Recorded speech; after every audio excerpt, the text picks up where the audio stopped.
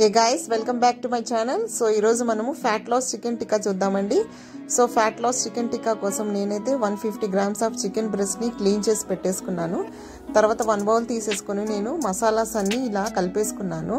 First వచ్చి salt, garam masala and dhaniyala powder, tarvata pasupu, chilli powder and అల్లం వెల్లుల్లి paste అయితే నేను ముందుగా కలిపేసుకున్నాను.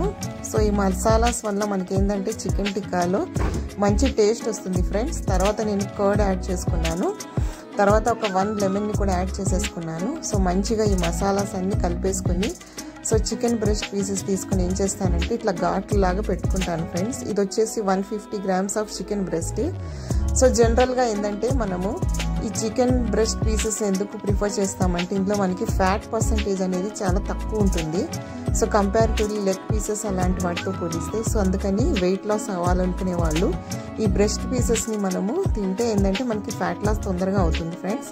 సో ఇలా మసాలాస్లో నేను డిప్ చేసేసుకొని ఒక గ్రిల్ ప్యాన్ తీసేసుకొని నేను ఆయిల్ వేసేసుకున్నాను. దాని తర్వాత నేను ఏదైతే చికెన్ టిక్కా మసాలాస్ కలుపుకున్నానో దాన్ని నేను సిమ్లో పెట్టుకొని బోత్ సైడ్స్ కుక్ చేసుకుంటాను ఫ్రెండ్స్. సో ఈ చికెన్ టిక్కా వచ్చేసి మనం ఏంటంటే డిన్నర్కి రీప్లేస్మెంట్గా మనం తీసుకోవచ్చు. అంటే మనము రైస్కి బదులుగా జస్ట్ ఈ 150 గ్రామ్స్ ఆఫ్ చికెన్ టిక్కాని మనము మన డైట్లో ఇంక్లూడ్ చేసుకుంటే విత్ వెజిటబుల్స్ మనకి ఏంటంటే ఫ్యాట్ లాస్ తొందరగా అవుతుంది అండ్ ఇంచు లాస్ కూడా చాలా బాగా అవుతుంది ఫ్రెండ్స్. సో మీరు కూడా ట్రై చేయండి ఒకసారి. సో నేనైతే ఇలాగ బోత్ సైడ్స్ కుక్ చేసేసుకున్నాను.